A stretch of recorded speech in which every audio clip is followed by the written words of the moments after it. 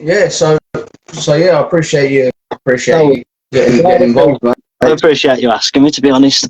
Oh, mate, when I saw your work, it was like, I'll make some swear. When I saw your work, I was like, yeah, that's nice. That's some cool stuff, man. Thank How, you. how long you how long you been doing?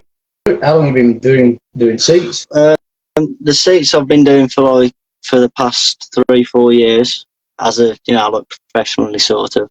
I started in the bridal industry. I did. I used to make horse bridles. I did, like Oh, okay. all the reins and all the tack shit, basically. But I used to do all that sort of stuff. I eventually moved away from all that and whatnot, and eventually progressed on to doing my own thing. I started off with bags and mainly, like the biker wallets, sort of things, like the long wallets. Yeah. I was having a look through your Instagram today because there seems to be a lot more of your older stuff that I could see. Like, so you're doing like some sick wallets and some. By role, like I do kind of do anything leather based, but I mean mainly nowadays it is the seats. Particular, I do a lot in the scooter scene as well. I do like all the custom painted scooters and all that stuff. But there's some big work in that stuff. Well, they're a lot bigger than the bike seats most of the time. Put it that way. They're usually much bigger. Really? Yeah. I mean, this is one I'm currently doing. That's the size of that. No, nice one. That's cool. It's a Grim Reaper themed one. Well, it will be. Well, that's the theme of the scooter and stuff. But that's the one I'm currently doing. So I'll get through that. And yeah, I see. You did Jim Slacks, didn't you? Yeah, I did actually. I found him through the UK Bobbers group. I use that group quite often, to be fair. But I'm pretty sure I found him. I'm pretty sure I found him through that group. It was one of them anyway, because I end up utilising Facebook groups quite a lot nowadays because it's a hard thing to get to the specific people that want it. Do you know what I mean? It is a very tricky product to push as such because it is such a niche market a lot of the time. But obviously once you find the right people, you find that they appreciate what you're doing, don't they? Well, the ones who are more appreciative, that you can definitely tell with different people, and I mean there is a lot of work in the stuff and a lot of time in it all, and even things in my case, even things as simple as like the diamond plate stitching sort of stuff. Even that can take a lot longer than most places because I don't own a sewing machine. I don't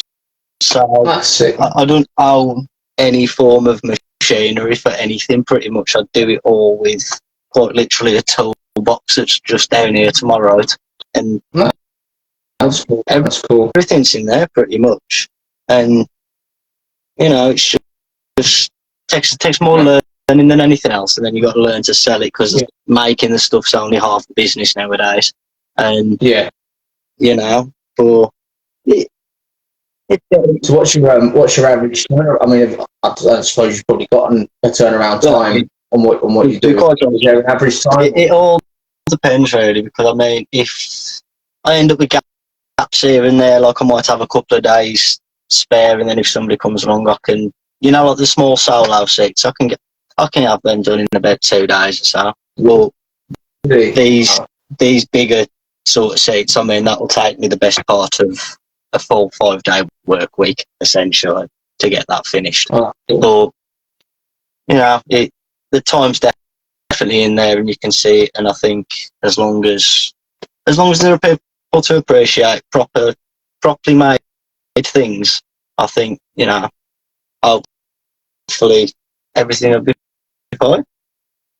I think it's incredible. I like with that one that you did for Jim, like how you made it all look all aged and that. I thought that's pretty cool. That's all in the dye. I mean, that seat specifically all started out that colour. All right, so is that just like a natural Basically, leather? what I do is I've got a big couple rolls down here. That's just the completely natural 2.5 mil natural veg tan. Basically, that's what it's called. And I mean, this piece of leather specifically will probably be here long after I am. But you know, it all starts out like that basically, and then I pattern them. I have to usually, depending on the seat, I have to cover a masking tape. I have to sort all the holes out because there's no sewing machine. It all has to be stitched, meaning all the holes for the stitching have to be pre-punched. So I have to use basically one of those things to put every single hole I do in. Yeah, and then obviously that hand punch, literally with a little hammer. It's just a fork, exactly like that, just with different amounts of prongs and sizes on and stuff. And it is a lot of work, but I mean, personally, I think I've always liked me bikes and stuff. My dad's like a proper 60s mod sort of thing. You know what I mean? Like he's a mod boy. Yeah, my dad is. He loves his scooters. He's got an original Lambretta and all that sort of stuff. And I mean, I think that's how specifically I ended up getting into more of the bike scene. Because I mean, my dad asked me to do his seat. I did his. It's like a Templar, George and the Dragon sort of thing. I did that for my dad, and then after that, I just had a bunch of people asking me, and it progressed from there to now what is essentially a page full of motorbike and scooter seats, predominantly. I do your wallet, but not very often now. Yeah. But, so you find so like for yourself, are you more of a mod man or? That's the thing. It's like the whole mods and rockers thing. My dad's the mod. He had the son. Here's me, and I'm all heavy metal sort of rock and roll. I'm very much like when it comes to the bikes, I love the cruisers and chops sort of things. I do. I mean, I think they're all beautiful. But I mean, I used to ride a Suzuki Marauder. I ran that for 3-4 years, I suppose, to and from. It was my only form of transport. So I mean, I did it in the rain. I had to do it in the winter. I mean, it ain't fun, but now I think about it, it was exciting. Yeah. But the Marauder 125. Yeah, it's only. I mean, at the time, I'm only 24 now. So at the time, I was about 17 through till 21. By around 21, I practically rode nothing but my bike and never had an issue with it. Brilliant, absolutely fine. And then eventually, I don't live in a very, very nice place as such, and it got nicked basically. And at that point where it did get nicked, I was basically starting to go a bit more full throttle with this, and I was just a bit more conservative with the funds and whatnot. So I'm just waiting a bit. And I'll get one eventually. Yeah. I'll get one very soon, I believe. But so you're currently without a bike at the moment. Currently, I am, sadly. But I mean, I'm always looking around. And to be honest, mate, we haven't had a summer for it. Well, really. That's even then. Days either. I mean, even when it's summertime, you don't get summertime. So. No, it's I got my bike sat outside at the moment. It needs I've got an oil leak on it, and I keep going out thinking, I'll have a look, and I just like look up at the sky and I'm like, what's the point? So another day. That's the problem with English weather, isn't it? I suppose it's all a bit shit at times. Very hit and miss. Hit and miss. Yeah, that's it, and it's but yeah, going back to the 125, mate. Is that I love them. I've got a little 125 bobber, suicide shift, foot clutch, and mine's a Chinese 125. People they proper slate the Chinese stuff, and to be honest, like the only downside with them, I'd say, is the electrics. Once you iron out them little teething issues, I mean, even my mum had a 125. I can't remember I can't remember what it was. Keyway. She had the Keyway, and that thing was the same. Like that just ran forever. I mean, I've had mine 10 years, and I've straight piped it, bigger carburetor, chopped it like it's proper hacked down. There'll be a picture of it on my page. And yet, to be honest, I probably have more fun with that than like my ZX10. My ZX10, it just wants to go. It just wants to be off everywhere. It's my old man, he rides a Harley, and it's like people think like Harleys, you think they're plodders, mate.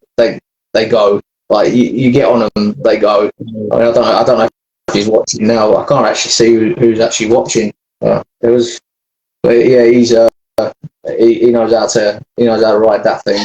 But I used to love it. I did, and I mean, eventually the time will come, and then I'll be doodling on it all myself, and I'll be messing around with it. But that's what it's all about. I mean, that's like kind of so like I said to you yesterday, like it took me ages to do that video. Like that's my biggest fear, is being on camera. This is like a big thing for me, but I really want to I feel that there's a gap in the social media side of it. I think like the car guys are killing it. I mean, I don't know if you heard of a guy called Matt Armstrong. He rebuilds wreck cars on YouTube and like supercars, and it absolutely just going insane. But the bike scene, it seems to have the people that the well-established people that have kind of come off the back of like the Discovery Channel bike build-offs. They're still going strong, but there seems to be, I feel that there seems to just be a little gap to kind of help connect everybody, and like the idea that people will hopefully come across your work, whether they stumble across this video I think that's sadly where the world is slightly changing a little bit more now. I think, and it's sad how, like, with technology and stuff, it's become almost crucial to be connected via this way. Do you know what I mean? Because nowadays, it's, I weren't there, but I mean, there was a day where you just, this didn't exist, and I think a lot of the time we look in the difference in generations and stuff, and I mean, it's changing, because I don't necessarily know many people closer to my own age that are, massively like the younger generation. They don't seem as bothered, and I don't know whether that's economy, life, just everything in general. It could be a variety of things, but I mean, see, I was like, it just seems like there used to be a lot more to it. Do you know what I mean? Like, and nowadays, I mean, the rallies still go and stuff. I mean, I still make it to a bunch of shows and all that. So I do a lot of local shows. Do you have like a stand, and do you do like proper spread at the shows and things? Yeah, when I do the shows, I do a few of the Angel shows every now and then, because I'm in Wolverhampton, so there's a club out not too far, and Who are you doing shows for? It was just the Angels in Wolverhampton. It was just once or twice. Hell's Angels? Yeah, they're on Penn Road, just down by me. So every now and then I'll get a message off the chat. Nice. And I'll go down. Great bunch of guys. I'll go down there, and I usually what I usually do with the shows, funny enough, is I take little models. It's like little models like that. Yeah, look at that, man. That's insane. Like that's not an actual seat. It's just for you to put on display. It's basically, because everything I do is 90% made to order. I mean, I do the odd stock thing here and there, but I mean, it's not very often. But when it comes to the shows and stuff, I knock a few of them things together, and I've got a few of them sitting down there. But I use them for just display purposes. Put them on the good reference. When you do the design, like on that there, you draw the design on, and then you go about running the channel into the like to put the grooves in. Is that how you do it? Or? Kind of. What I do is I draw my picture on a piece of tracing paper, or use a pencil onto the leather, but usually I use tracing paper. draw my picture, or if it's a specific thing, trace it up or whatever, just transfer my design basically. Get my pattern, cut the leather, put it on. I have to go over it with one of them, like a stylus and all sort of thing. And then all the lines after that. 1 second, I'm just trying to find you the thing. The lines are then cut with one of them. Okay. It's a little knife, a little swivel knife. You run it in and run all the shape. Cut the lines like that, sort of. And then you have to use one of these and an hammer to go over the top, a beveler. All right, so that actually proper runs. So you think about it, you've got a line cut in your leather, you put that in the line, get it tapped, and then you end up with essentially a bevel, kind of like that, do you know what I mean? And then you run that around, and eventually you get 4 lines, basically, and then you do all sorts of hand done thing. Put out closer to the camera. Oh, that. Yeah. That's it. So how do you get how are you getting the 2 colours then? Is that actually a special paint or? It's by you have to be very careful with the dye. You do. Wow. So obviously the brown is the natural colour. No, it is a brown. Right. That's your natural. See what I mean? Natural's almost white, and that would be like a light brown. You can't get good light on it, but that'd be a light. Yeah, brown. No, I mean, I don't know about the guys that are watching, but I can see that. That's incredible. That was based. That was a prototype for. You ever heard of Southwest Chopper Fest? I think no. I'm thinking of the 101 run. I think that's down your way. I think.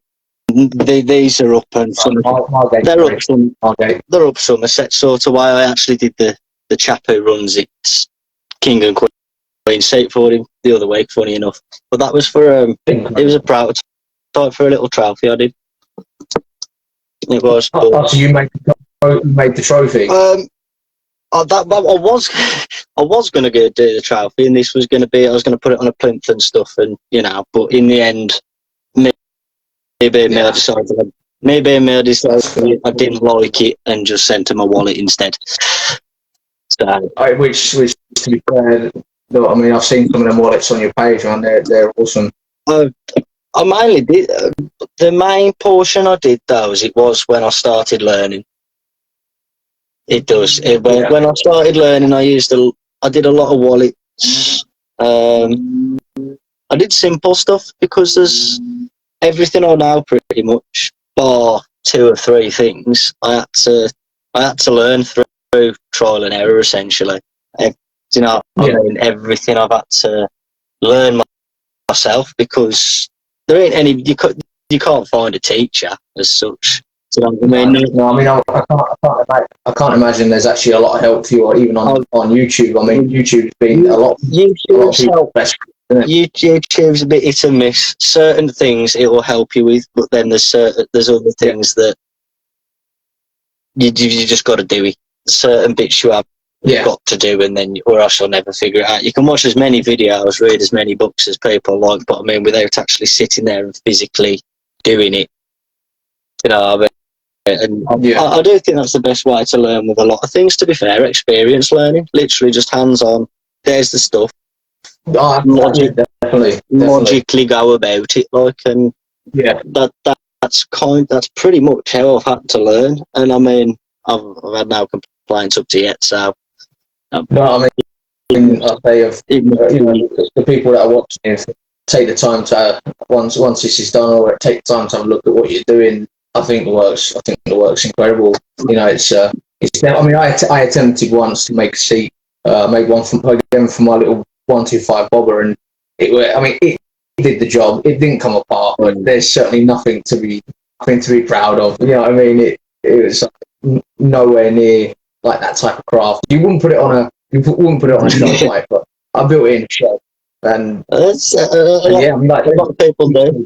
A lot of people do, to be fair, but I do like doing the more showy stuff, the more flashy things. To be fair, I mean, they're not the most subtle, but I mean, sometimes it doesn't need to be. So, no, I mean, I'll definitely be like someone. I've got to sort out my work, like somewhere where I can work on bikes. And once I get back around to redoing the 125, I'll definitely be hitting you up to get the seat done for kind of like how you did like the toe cutter one, just with my logo in it. That sort of style's like a mix between like the carved and the upholstery side of seat, sort of like it's kind of a blend between upholstery and leather work when it comes to that sort of seat, because it's just a tuck and roll stitch sort of thing, but everything has to somehow end up lining up, which that's usually, well, I just usually wet mould it for that sort of thing. I'll soak the leather a bit, put it down. Oh, so that makes it more. Well, you can basically mould the stuff. You can, if it's veg tan leather, you can mould masks. I've made masks. I've done frames, like moulded 3D sculpted frame sort of things.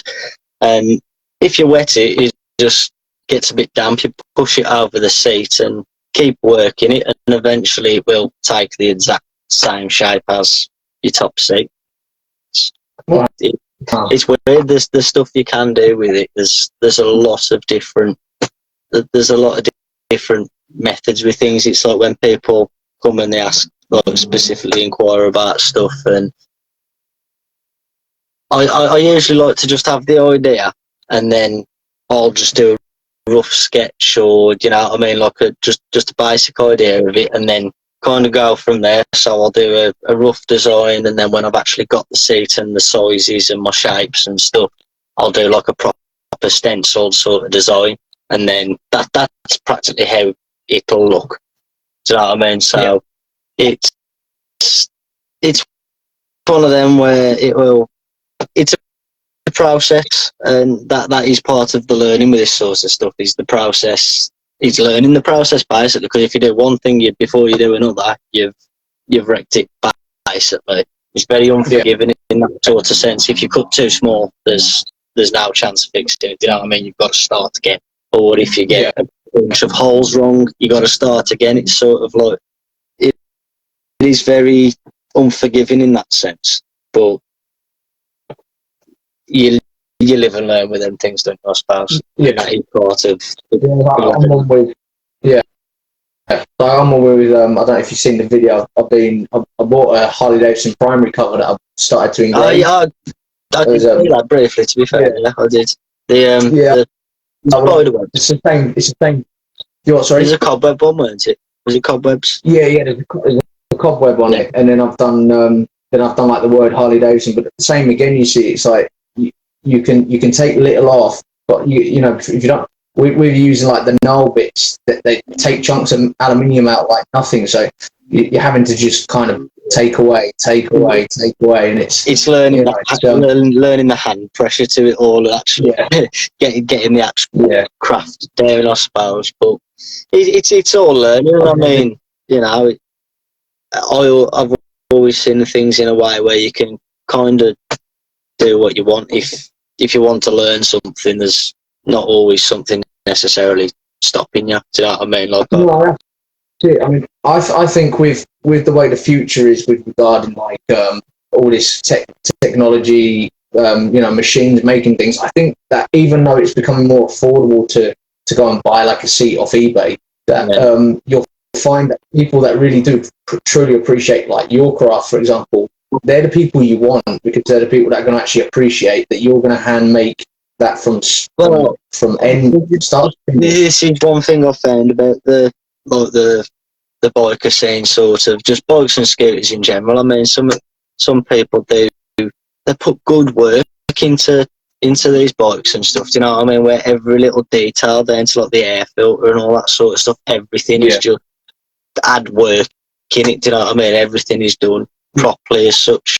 And I think I am one of these that very much believes there will always be those sort of people. Where, you know what I mean? I do believe they'll become more rare, and I do think things like Amazon and the fact you can just go and get a plain black seat off eBay for £30. You know, but Yeah, exactly. they are. It's a tricky one because in one hand you can't really blame people because you know the state of the country and planet at the moment, and Yeah, it's great. you know it's a very.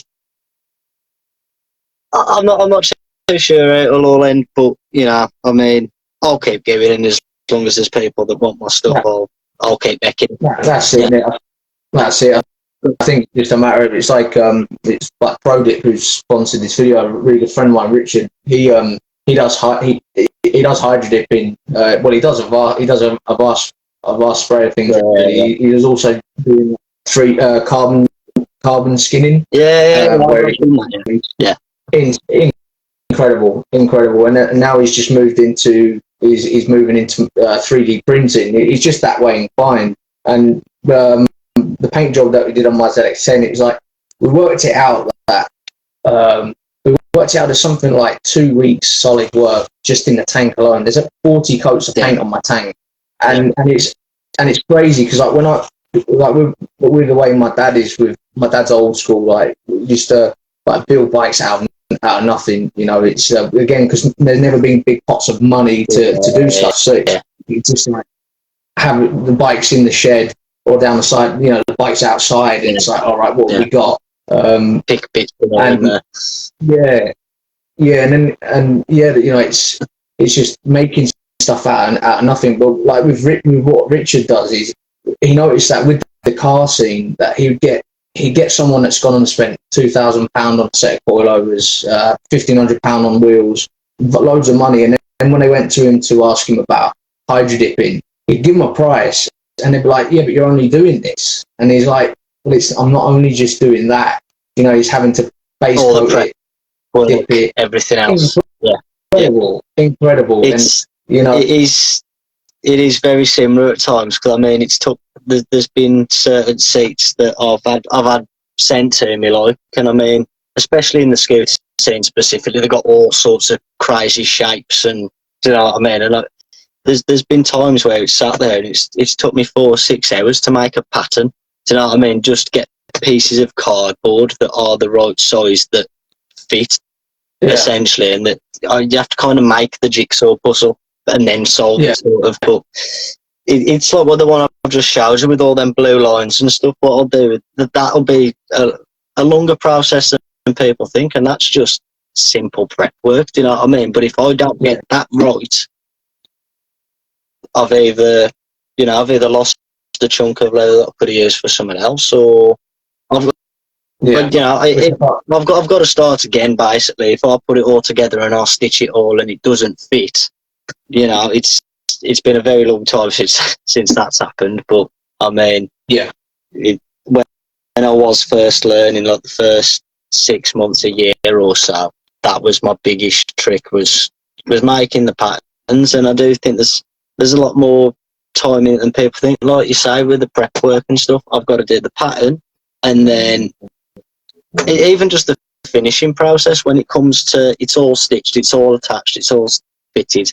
I've still got to finish it then, and do you know what I mean? Like waterproof it to an extent and seal all the colour in, or just preserve it basically. And I mean that can. When it comes to the owner who owns the seat that you've done, what recommendations do you give them to like look after them seats? Obviously, they spent money with you, and you obviously want to see that they last. What I usually do is before I send everything out, everything's all oil. I can't speak now. There's too many syllables to say. Oil the leather. I use olive, just normal olive oil to moisturize it basically. Okay. And then once all that's settled after a couple of hours, because you've got to let everything dry or else somehow it all starts puddling. But let it all dry, and then I use something called Pro Resist, which is a base coat sealer sort of. And then what I usually tell people to do, mainly with specifically brighter coloured things or things with pigment sort of, is I use something called Resolene, which is like, it's basically liquid resin, and you put a little bit of that on a sponge, and you can get it in either high gloss, satin, matte, all different finishes sort of, and you basically just wipe that evenly across, give it 20 minutes, and then give it a buff and stuff, and then let it properly dry, and then any sort of moisture that does hit it. So if it starts raining per se, then it will just run off as such. It will just. It's obviously not waterproof, but I mean, even then, the base of the actual seat is usually covered in plastic. So even then, if the water makes it through the leather, there's a layer of plastic to stop it from getting between the leather to the foam and then coming up. Yeah, but that's what happened with. That was a mistake that happened with mine. Obviously, attempting to just a piece of plastic or just something across that top, just across that top, just to stop it from getting through, because it'll go through the leather. It will go. The leather will be fine, but it will go through. It will go through, and then there's just a thin piece of polythene or plastic or just something waterproof underneath, and then it don't go soak into the foam and then wet your arse when you sit on it. So literally what happened with mine. It looked great. Well, I say it looked great. It looked presentable, and then I think I'd left the bike. The bike was out in the rain, sat on it. It was just like sitting on a sponge. Yeah. Again, that was one I learned through experience, and then I figured that one out. Like the first scooter seat I had, I took the old cover off. Seen there was a piece of plastic, I was like, that must be how they do it then, and started putting plastic on everything as of then. Pretty much, that's how I've learned most of my stuff, from here, there, and everywhere. Whether it's a Facebook group I'm in, whether it's a book I've found at a charity shop, or the YouTube video, or just sitting there for an hour and doing it. Do you know what I mean? Do you find that you do any car work? Is there, or is that not really? Do you find doing any car seats, any old custom stuff like that? Or? I've been asked about car seats a bunch of times, but it's an upholstery job. It is right. It's probably not the respect for what you do. They probably just think it's a matter of you running stuff through a machine, but obviously you're not doing that. It's not that. It ain't that. It's the skill with it. I think. Because with car seats, I feel like I'd have a good go, but I think with car seats, there's that many different shapes and sections, and if I was to sit there and hand make a car seat, it'd cost whoever it was more than it should. Do you know what I mean? Yeah. I'd have to hand stitch it. I'd have to just car seats in general. It is more of an upholstery job. Do you know what I mean? Like taking nothing away from that, because car seats are tricky. You know what I mean? They are. But I've thought about learning and figuring it out. But I prefer the motorbike seat. I prefer the motorbike seats. I prefer them. To be honest, I think they're just. I just prefer them. That's about. They're a lot more fun. Yeah. I know that much. And just with the car thing in general, I think it just ain't for me. I think what I like about the bike seats is I do like bikes. I like riding them. I like, do you know what I mean? I like going to the shows. I like doing the rallies and that sort of thing. I enjoy that sort of scene, and it's something you don't really get as much in the car scene and stuff. And then you get more sports sort of stuff, and I'm more cruiser, chopper sort of custom culture thing. And then in the car seats and that sort of thing, it's more, do you know what I mean? It's a lot more sporty. I think I just genuinely enjoy the motorbike market more, to be honest. It's got more I'd like to do in it, do you know what I mean? There's more creativity. Yeah, I'm the same. It's like I say, I probably have more fun riding my 125. Just because you're not worrying about every speed camera, and now you've got everyone using their dash cams to grasp people up, and you kind of with the big bikes, it's fun, but like I say, you just got to be so careful. And I'm running around like 125, suicide shit, you know, dragging gear, absolutely outrageous, like straight through pipe. It sounds appalling, if my dad's watching, he'll say it sounds like a bag of nails. I made the exhaust out of a bed frame. I mean, it's like now I've got all my electrics. They're in. My missus chucked out her old. She changed colour on the biscuit tin. I thought I used a biscuit tin, so I cut it off, welded it up, and I'm not a pro fabricator by any means. I'll have a go. Yeah. I handmade all the back end on my ZX10. I just tack welded the pipes together, got an oxy-acetylene bottle, bent them to the shape I wanted. I was really lucky that I've just been really lucky that I've been able to surround myself with people that are like really talented. All my friends, generally speaking, that are in the bike scene, they're all a lot older than me. All old school methods. Will that work? Yeah, that'll work. Bang. I call them credit card warriors. Anyone can build anything with a credit card. I'll buy that bit, stick it on. I get it. Some of the bits are incredible. Some of these, but not for me. Well, one day I'd like to. I'll get to it one day. But I mean, what mainly I've been doing is just getting this sorted, and then I can do what I want. Can't I? Yeah. With the bikes. Yeah. So, like, what is your plan with the future? Like, are you just taking every job as it comes, or is it like some big plans with the future? Not necessarily. I usually just take everything as they come. I mean, now it's like I say, the trick nowadays is getting the right people looking at the right times and finding the work nowadays, because I know it's there because there's other people, not many in this country. There are people in this country, but there's not many as such. Yeah. I mean, I could count them on my one hand probably, but there's work for it. It's just it is finding that work with something so niche. And then, like I say, when it comes to the Facebook groups, not everybody wants to help you. Not everybody wants. Not everybody wants. Not everybody wants to let you put a little post up just saying this is what I do. Yeah. Not everybody is like that. I mean, you get a few of them. Like, I just message the admins a lot of the time, and just okay with them if I get an answer. Brilliant. But I mean, I've been really, really, really lucky. Like, massive shout out to like the Chopper page, UK Bobbers UK. These guys have like massively helped me by allowing me to post stuff on the page. They were one of the groups. Well, both the UK Bobber groups, to be fair, Bobbers UK and the UK one.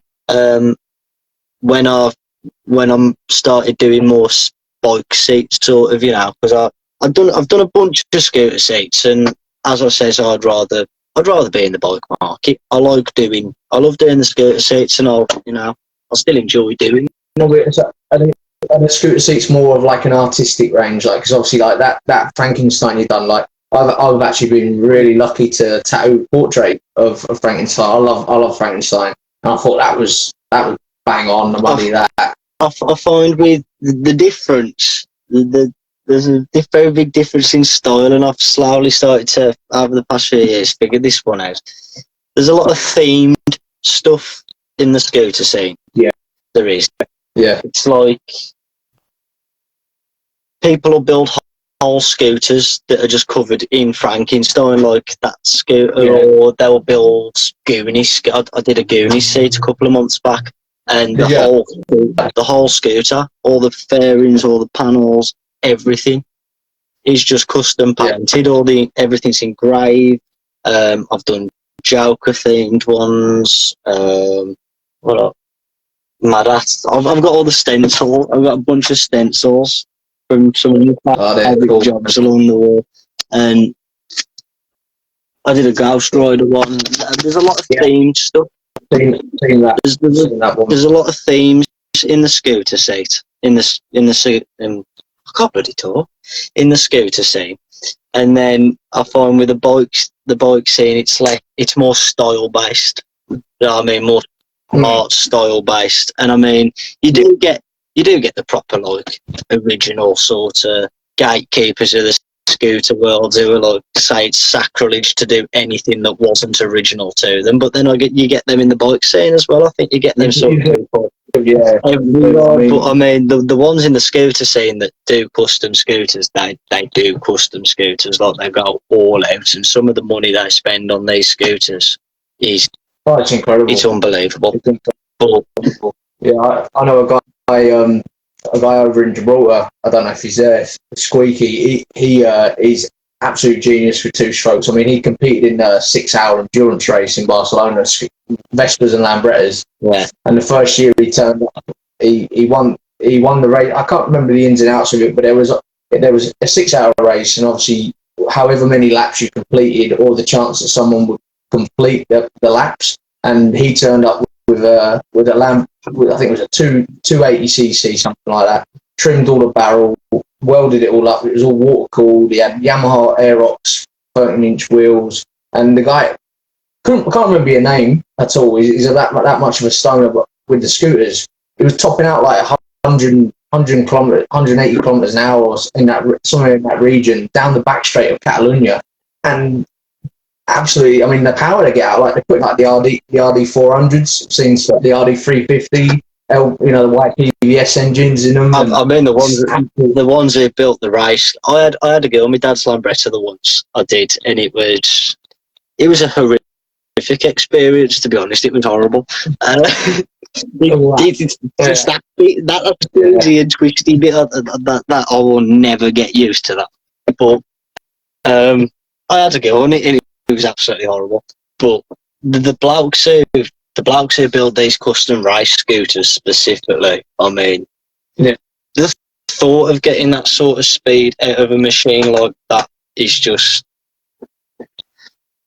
it's a scary thought. I wouldn't want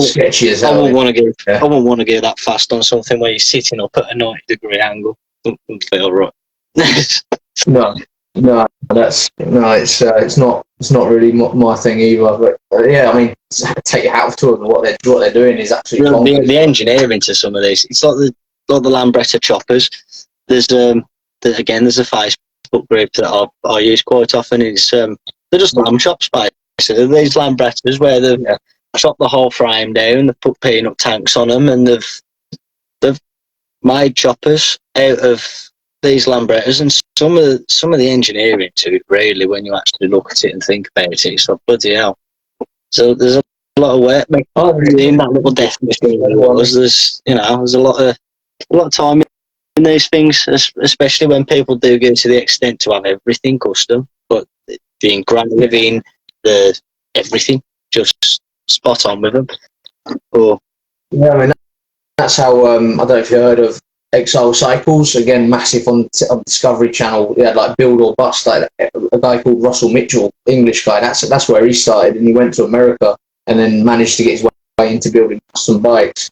I mean, you'd recognise his bike. They're like minimalistic. He did that really famous 3-wheel chopper that he built for Bike to Build Off to compete, and it's literally just got some big NASCAR wheels in the back. You see it. There's a picture of it on my Facebook page. That's gonna happen. Yeah, it's real minimalistic, but yeah, he again started in the scooter scene. So you do get some boys that transition over. Yeah, well, I mean, my dad's there's a lot of the blokes that he rides with that they collect their scooters and they do their scooter things, but then they also own Triumphs and and Nortons, like the old just classic bikes in general, whether it's a scooter or a class like the BSAs as well. A few of them have got the old BSAs and stuff. They have. One of my really good friends. It's a Goldie replica. Absolutely incredible. I'll actually be doing September time. I'm going to be doing a sit down interview with him. Yeah, I've known him since I was 9 years old, and he's like one of the original. His stomping ground was the North Circular. Like the Ace Caff was his place in his young 20s, and some of the pictures that he showed me, and I'm really looking forward to doing it. Again, I'm new to this whole social media thing in this respect and being on camera, but it's going to be really cool because I know the stories in and out, like knowing him most of my life. But I said to him the other day, I was like, look, this is what I'm trying to do. Do you fancy sitting down? And he's like, yeah, definitely. So we're going to do like proper when he starts telling the story of like a scenario, and we've got all date period pictures that we're going to edit in. So like as he's talking about like he talks about the railway bridge just outside the Ace. There's like some period correct pictures that we're going to be, and it's like proper looking forward to it. He's like one of the original boys, you know. But again, he's what he appreciates. He's when we speak about it, he's like some of the boys that grew up then, and that's one thing I've noticed as well. And it's not being disrespectful to the older generation. That they don't like the idea that their generation's fading out, but then they don't appreciate that what us youngsters are trying to do with the scene. You know, like a lot of them turn the nose at the Jack Cafe races, and it's like, well, who can afford a 15 grand BSA? Yeah. Do you know what I mean? It's like I was saying earlier with the younger generation and stuff.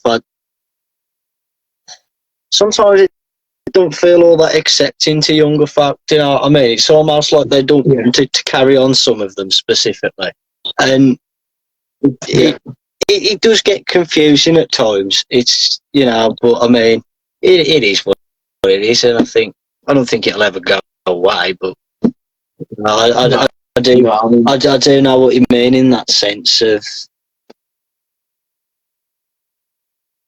it's changed obviously from when the older ones were young and stuff, and I mean it's like a lot of the troubles I find nowadays is I'm trying to get what I try to build up my clients, and I've got work, I'll keep it steady and whatnot, but I mean I'm the sort of person that I'll have a 3-year waiting list if I can.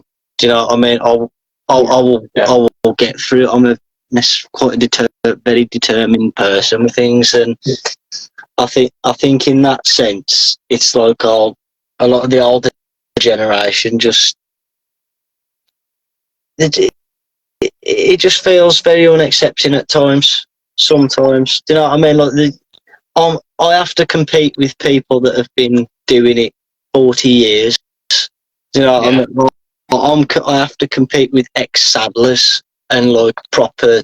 Do you know what I mean? Like, I do have to try and find my way in it all, and a lot of the time, if people do go to the older people, the older folk, because they have got more experience, yes. But I mean, if that's the case, the younger generation will never fully learn. Do you know what I mean? Things need to keep moving. There's plenty of it to all go around, and I think the more. I think so. That's what I'm saying.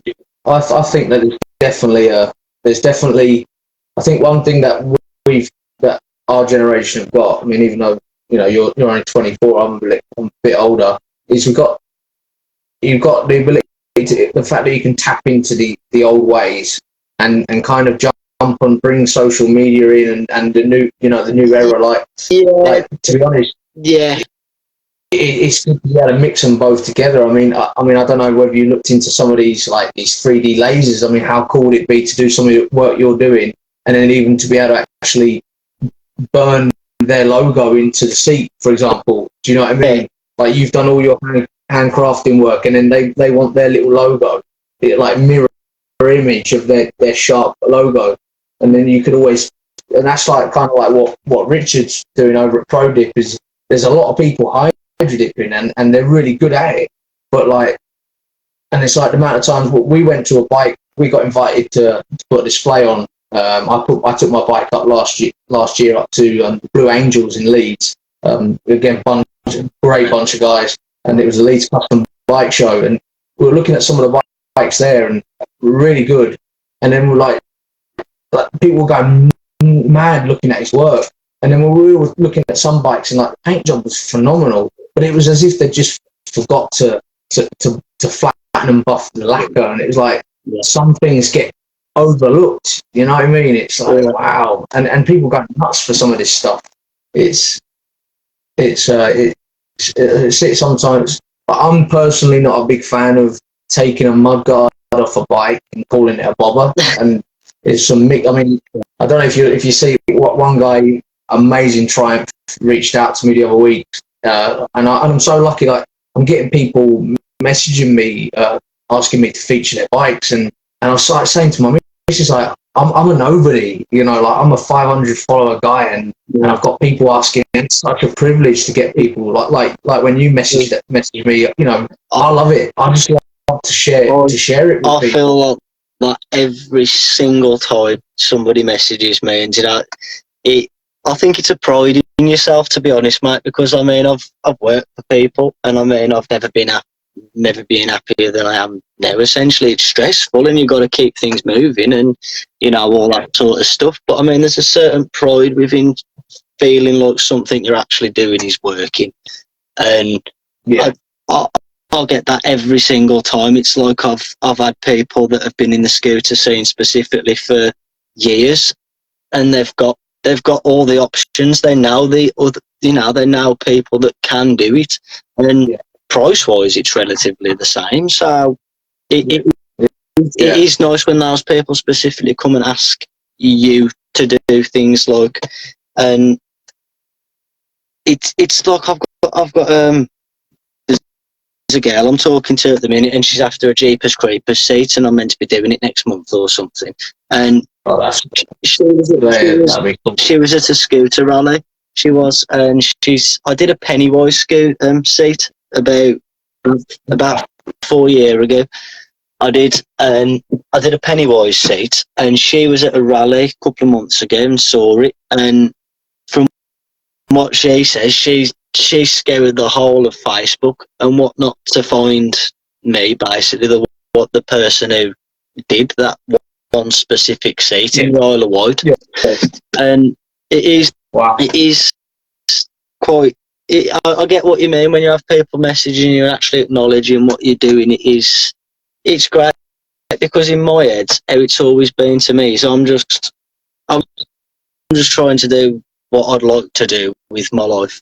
Do you know what I mean? I found something I enjoy. I found something that was, you know, I like it. I enjoy doing it, and I think, you know, the more years you do things, the better you will get at it. And in my brain, still to this day, I'm just a kid trying to make his life work doing something he actually bloody likes. Because, do you know what I mean? And they say, don't they? They say find a job you love, you never work a day. Right. That's the one. But it's all the experience and learning, and like I get a lot of people mess me about quite often. I do. I'll get people message me that I'll do the design for them, which that alone takes time. But I'll do the design. They'll be happy with the pricing. They'll tell me they're sending it the day after, and then I'll just never hear anything off them again. So I'll sit there and I'll plan it into my book, thinking, okay, well, I've got this coming in the next few days, and then I'll do this afterwards. You know, I'll get this plan together, and then still now I do have people take the piss, to be quite frank about it. They do, and you know, it's a bit of a kick in the balls, but I mean, for every one of them that do that, as long as there's somebody messaging me that does want what I'm doing and, you know, is appreciative, you learn to live with these things as such, I suppose. But that is me figuring out my next part of it, how to grow it and get it to more bike specific people, because that's where I want to be with stuff. I like doing the scooters, and I'll do them forever, because I enjoy doing those too. But and it's kind of like always like knowing, like never forgetting like where you come from, like where it started. Yeah, it's like I will always do those things, and when people ask me, I will always continue to do them. But I mean, me personally, I like doing the bike seats. I do. It's more my style. It's more, you know, I play the drums. I like heavy metal music. I'm more like that, I suppose. And it's always been like that. It's like the second I could do my CBT and get a bike, I pretty much did it. And like I says, I rode that for about 4 years as my primary source of getting around. So I was coming back from, you know, 5-10 mile journey to work and back when I was working, you know, at 3-4 o'clock in the morning doing night shifts on a bloody Marauder in the snow. And I did. And was that modified, or No, did you do anything with that? it was just complete stock. That's what when it comes to the mechanics of it and stuff, I'm intrigued to learn it, but I don't claim to know anything about the mechanics. I like how they look. Do you know? I like the aesthetic of the sissy bars and the chops and the little peanut tanks and all the painting that goes with it and all the pins. All that style of down to where they do the flames and stuff. Do you know? I mean, I like the style of it all. I like how they look. I like the mechanics to it. And if I'd still got my bike, I have no doubt I would have learned how to use a welder. But it's one of the, I will get to in due time, and I will. I've been so lucky. Like I'll ring my mate Martin up. Like where my ZX10 came from. It sat in his garden for like a year or so. And I was just like, "What are you doing with it? Let me have it. And he's like, "Oh," and eventually it just pretty much just turned up with it one day, and he was like, "Look, here it is." And it was already kind of in bits, or a bit ratty. Yeah. And I think it's like people that know me, like I got a family, so obviously like a lot of people, money's tight. And I kind of like started chipping away at it, and then my friends come round and have a look, and they're like, "You know what, this is turning into something here." I haven't. There's not really much picture of it because I've got a really good friend, amazing photographer, was supposed to be arranging to get it, taking some pictures of half decently. And like I say, as I was chipping away at it, like my friends were like, "This ain't looking too bad." And then I was so lucky with Richard over at Prodit, and again we've been friends for like years. We've both come from like injection molding industry, and I was like, "Richard, this is what I want to do," and he couldn't see my vision. And then I showed him pictures. Like my tank, it's basically done like how it used to be done in the 60s. So it's you put your layer of paint down, you put your second layer down once your first layer is dry, and then you put a piece of cling film on, and you pull it straight off, and it leaves a crinkled effect. Yeah, it's like a sack fabric sort of effect, sort of thing. It's all crinkled up. And then what's really funny as well is because again, for like how lucky I was with my friend with Richard doing me a massive deal on it. He was we airbrushed his logo in it, and it was his Prodit Hydrographics, and everybody goes, "Oh, that's a great Hydrodip job, isn't it?" And it's like, "It's not Hydrodip."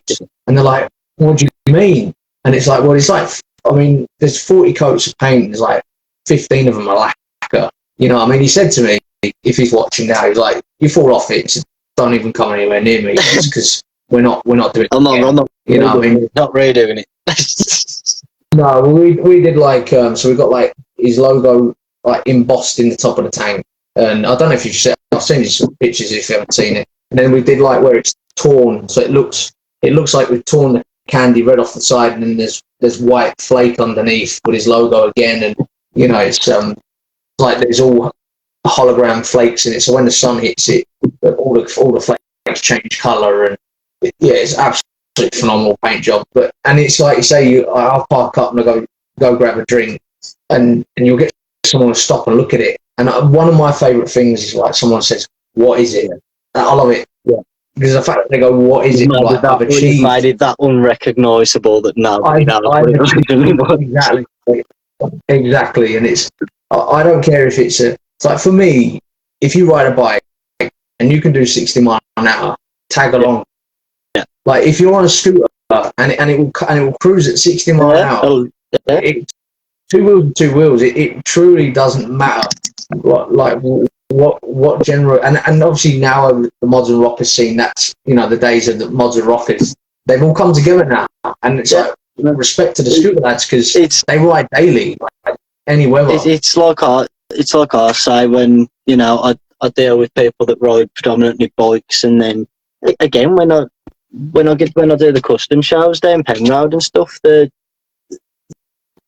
is an obvious difference in the bikers and the mods. So there is an obvious difference, but it's one thing that I don't know whether it's just because I'm young or whatever, but it's one of them things that I've never quite understood, because they're essentially the same things. They're just two different forms of the, you know, what it comes down to is they're like the two wheels. They're like the fact that it's a motorcycle of some form.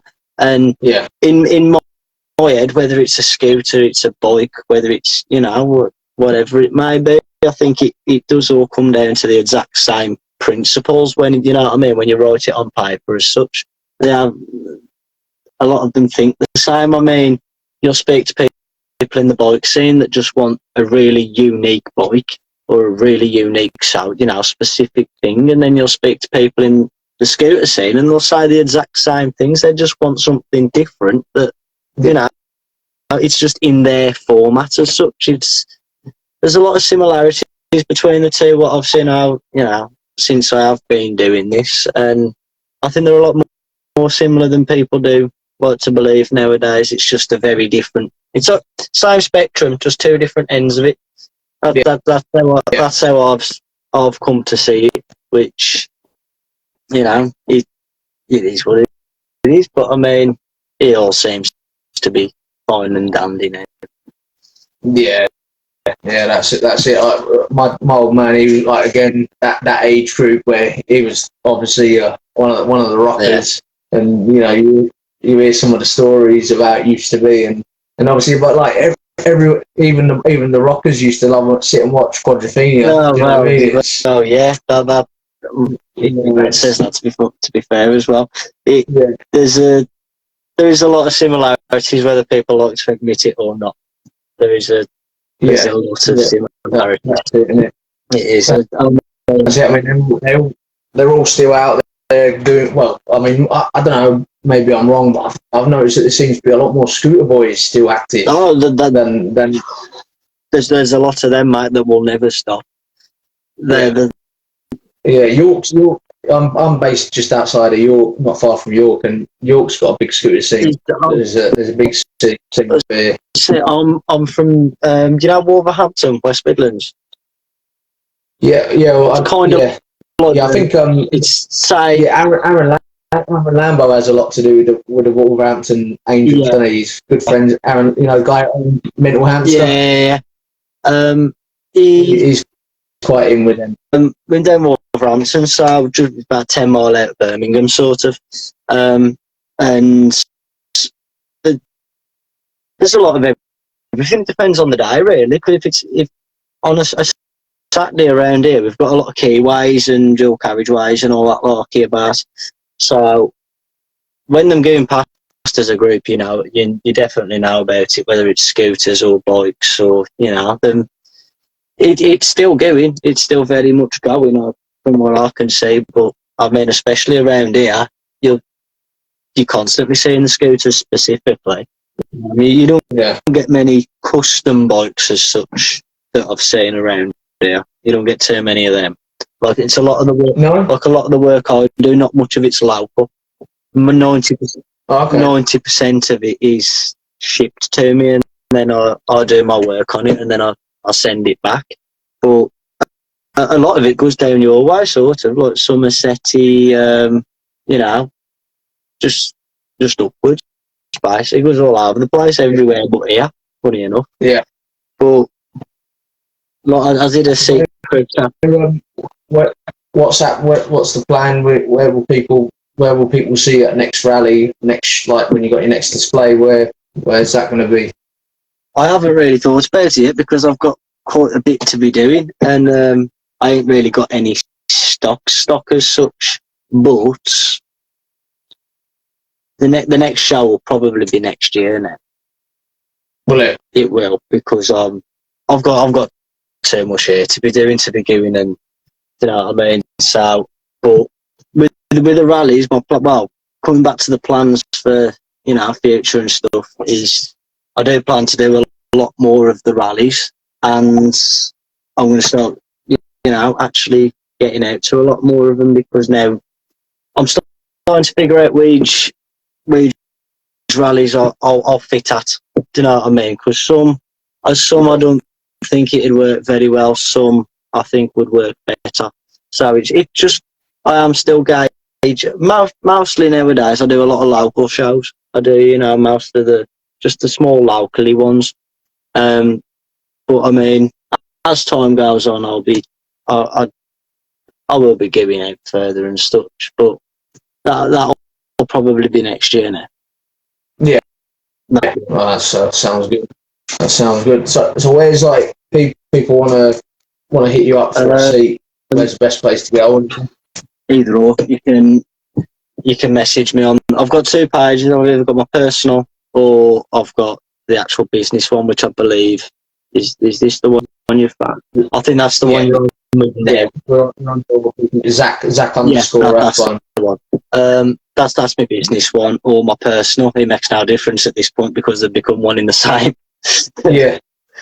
And then your Instagram, I believe, was Zak? Yeah, it's exactly the same. Through this page. What's the name of your? What's the So if anyone's, because some people prefer Instagram, don't they? So where would they find you on Instagram? I think it's the same. Just Zak underscore Rathbone, I believe. Is it? It is, and then the link to my Instagram is on my Facebook somewhere. I'm sure. I see you have an Etsy page as well. You have an Etsy page as well. I did a while ago, yeah, but I'm building a website now, and I've changed all that over. So I'm just getting with the website route now with that instead. How's that going? Is that going well? Yeah, I'm just in the process of uploading pictures and finding the best pictures, which is a longer process than I initially thought. Like, I'm terrible with technology. Terrible. I mean, I need to really look into it. So I might have to pester you a bit. We'll about how you go about setting up a website, because it has to do with kind of. It's funny enough you said that. I've got my girlfriend's dad to do it. Oh yeah. Yeah, he's an IT whiz. He's one of them. He loves it. So I just don't understand how about all the code. Like I know they've simplified it a lot, but it's still not that way. I've not got a clue with technology. The perfect example. That's why I do what I do. I do a very old trade that uses no form of machinery whatsoever because I don't like the thought of machines and technology. And I hate, to be quite honest, I hate the fact that I have to use social media. If it was down to me, I'd love to chuck my phone in the canal and just, just go about doing what But nowadays, in the current world, I suppose, these sort of things are evidently crucial to stuff, and you have to keep up with it now and learn. And I suppose isn't it? It's all progressing with the times, I suppose. Yeah, definitely. And it seems to be like if you're not careful, because like social media have a way of really trying to get their teeth into you and keep you on there, and you find that you can lose hours. And like I could be looking at, because I try to really, I believe that it's, if people are taking the time to sit and have a look at what you've posted, it's so simple just to acknowledge them as human beings and not just as a little picture on the screen. It's like, thank you very much for taking the time. And I do. I take a lot of time to reply to people. I find some of these people funny. I try to, like, if anybody posts any of my work or comments on anything, 9 times out of 10 I don't just like it or something. I do tend to actually, properly say thank you to these people. Like, I do really appreciate it. There might be the odd one or two that I miss because I can't see everything. But it's one of them that I'm having to learn social media just as I'm having to learn the actual trade. It's like there's definitely an act to it. I mean, and the thing is, just like you say, if you find your balance with it, it really is a great tool. Like, don't get me wrong. If the people that know how to use social media and know how to use it properly, it can be very, very useful, very effective. Like, it's like I says with the Facebook groups. When I started using them, it was different. Like, do you know what I mean? It was I was getting a lot more work come through. I was, progressing a lot quicker with stuff. And I know.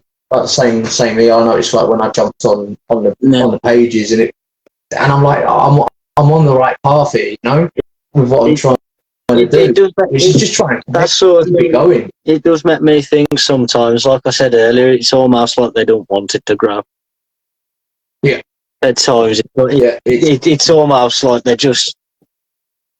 I do think ego gets in the way sometimes, but you know, I don't claim to have all the answers. I don't know, but I mean, it's like I said. Some people, I'll message some admins, and they're please do, great, happy to. And then there's some that will read your message and just completely ignore, and it makes things tricky, harder than they need to bloody be anyway. Yeah. Yeah, that's it. It's I think is there anything that you want to put out there on anything? No, not really. Just if anybody wants anything, my page is the one that's linked in here. All my work's on there, and I don't. Yeah, it's been. I don't say no to much, so. No, that's it. I think I've just realised how long we've been on. We just start waffling on. People are going to be thinking, "What's this about?" Like, but yeah, I mean, I'll definitely once I get round to redoing my chop, you'll be wishing that you never spoke to me because I'll be all right drained. No, I'm always happy to. I'm one of these that thinks there's something to take from every conversation, no matter who it's with. I mean, there's nothing wrong with talking to people. You learn a lot. Yeah, definitely. I mean, I think the fact that you've been able to keep a dying trade going and progress and evolve into the future with it, it's great. It's definitely. I'm trying. I'm trying, and I'd like to think in the end, all the trying works, and I mean, you work. The thing is when you get to a stage with like doing what you're doing, the work speaks for itself. It's definitely like I said to Richard, who owns ProDip, I said to him, you need to get to the shows because pictures don't do anything justice. That is especially me because I'm shit at taking photos. I'm the same. I mean, when I was working in the studio in York, it was one of the things that the boys used to say is like it's as if you've got a blob of oil or grease and just smeared it over the camera. I'm just absolutely boiling taking pictures. Just at it, which ain't very good. It's a skill I could do with, considering what I do. Well, yeah, because unfortunately, a picture sells your work, which I'm getting ready. That's what I'm trying to figure out how to do. Now I've got the basis of it. I'm just streamlining it and making it. Do you know what I mean? A good smartphone, a phone with a good camera is definitely the way to go. My phone does the job for now, but I mean, eventually I will have to start taking proper photos. But So how long have you been? Sorry. How long have you been actually doing this like full time? About 4 years. About 4 years. It's nothing compared to the old guys that have been doing it forever, innit? That's good though. About 4 or 5 years. But I mean, I started young. Do you know what I mean? I'm 24 now. Well, I'm 25 next month, and 5 years. I started it when I was 20. So I ain't the most experienced in the world, but I seem to get the job done, and it seems to come out. I've never had a complaint. I've never had anything really. So, I mean, I've got to be doing something right somewhere. Yeah, I mean, absolutely. And I think if people that have tuned in or anything, if they get a chance to check your work out again, and obviously they got because, like I say, a lot of people have got stuff projects on the go and maybe don't spend so much money on the parts that they don't really need and spend the money on handcrafted stuff, But all right then, mate. Well, I think we've waffled on for long enough, and I appreciate you jumping on in. Appreciate that. Story. It's been good. Yeah. And so we'll leave it there, and I'll be in contact with you again. Maybe maybe we'll do another one at some point. You can get some, if you got some like display bits, we can maybe show them a bit more. Yeah, I'll definitely keep in touch, mate. Yeah, sweet. So, mate, All the best, mate. Thank you very much. Like I say, anyone, people that have watched, check out your page and that, and hit you up for some works. Works phenomenal, Yeah, man, mate. thank you. Thank you very much. I appreciate it.